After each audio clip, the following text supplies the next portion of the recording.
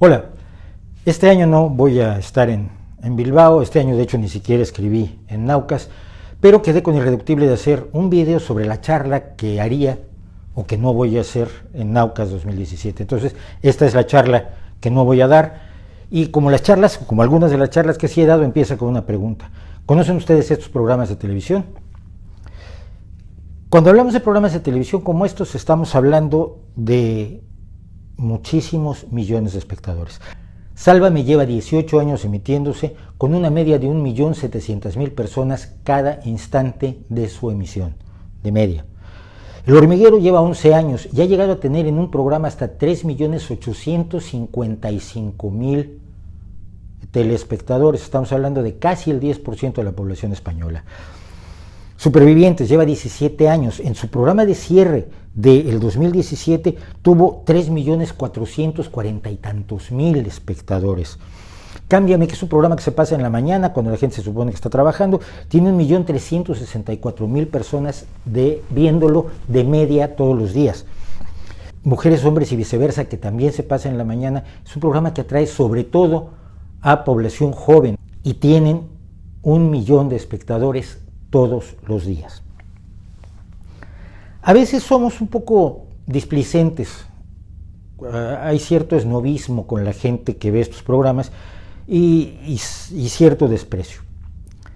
La realidad es que no son tontos, no son gente con problemas de comprensión. La mayoría de ellos son gente que trabaja, son gente que ha estudiado y son gente que entiende que la ciencia influye en todo lo que le rodea. Entiende que si está en televisión, la televisión no se transmite telepáticamente, sino que se transmite utilizando la electricidad y la electrónica. Saben que su smartphone no funciona con energía cósmica, sino funciona con electricidad.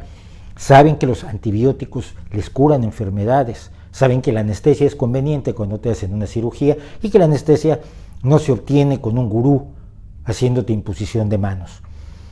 Saben que los aviones funcionan porque los ingenieros aplican el conocimiento sobre la aerodinámica y no la sabiduría milenaria de Oriente. No son, pues, personas ignorantes.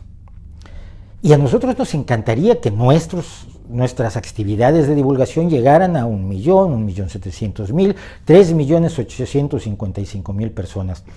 Yo no sé si sea posible, pero sí me da una idea de por qué lo hacemos imposible. La divulgación no es más que comunicación.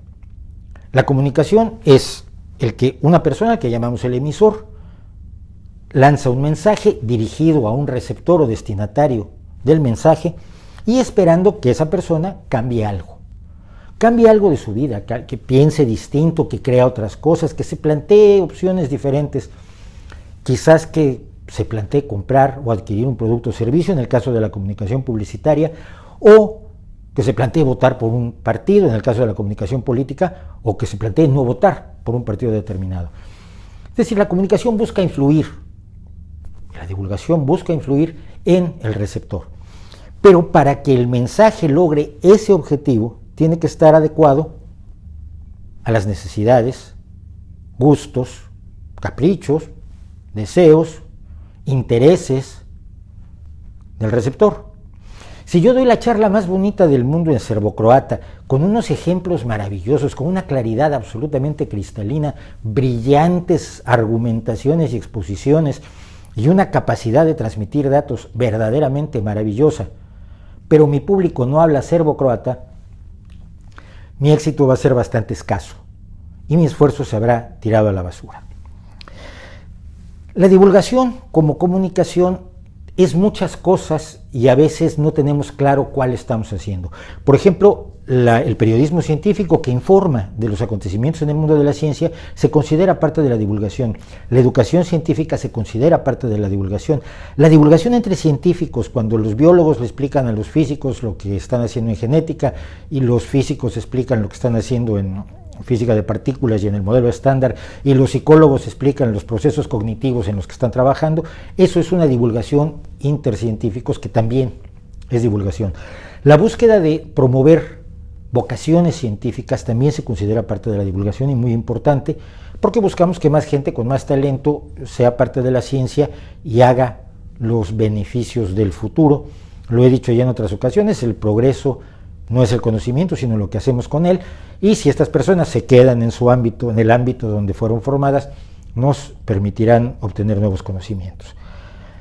Todo esto se llama divulgación. Y está por supuesto la divulgación a los grandes fans de la divulgación, a los que se han leído todo Sagan, todo Asimov, todo Hawking, todo Dawkins y toda la biblioteca salvata, aquella maravillosa, ¿se acuerdan? Los rojos eran de física y los azules eran de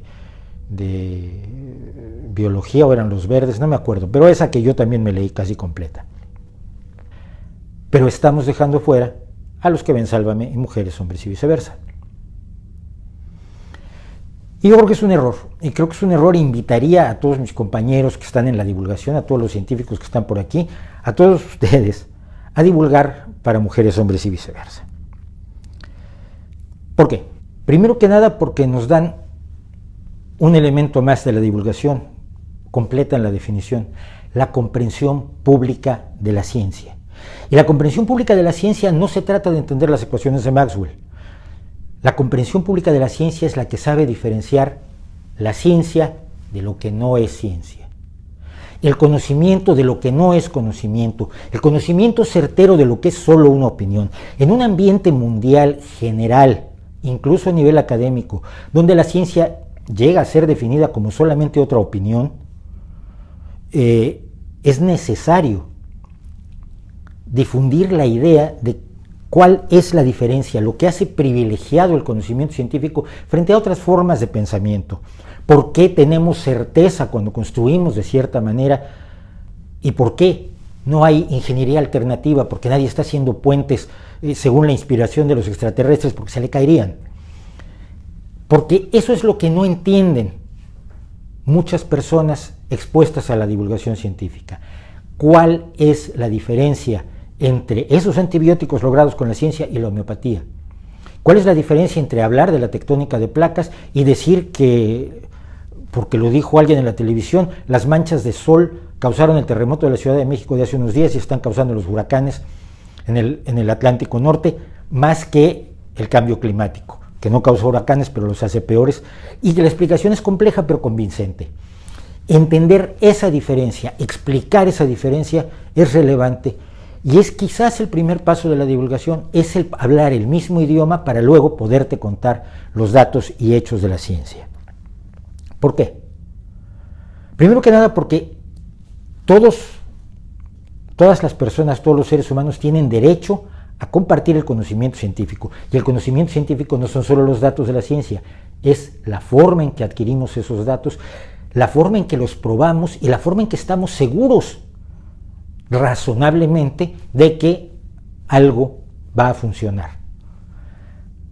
Pero también porque es bueno para todos. Una sociedad crítica y bien informada es una sociedad mucho más sana que una sociedad desinformada, atemorizada y movida por supersticiones y creencias. Pero hay un elemento fundamental de por qué invito a todos a divulgar para la mayoría de la gente, para los que ven Sálvame, y quizás algún día sí tengamos un programa de televisión de ciencia con 3.880.000 y tantos espectadores. Porque estos chicos y chicas, estas mujeres, estos hombres que hacen y ven estos programas, son los que el día de mañana van a ser nuestros diputados, nuestros senadores, nuestros presidentes municipales, nuestros presidentes de comunidades, nuestros presidentes de gobierno. Es mucho más probable que ellos tengan una exitosa carrera política a que la emprenda cualquiera que está feliz de la vida en su laboratorio, trabajando y dejándose la vida en el descubrimiento científico. Necesitamos que ellos sepan ciencia para que las decisiones que se tomen en las altas esferas de gobierno, desde el local hasta el internacional, no se hagan simplemente por una opinión, sino con algún conocimiento un poco más sólido. Muchas gracias.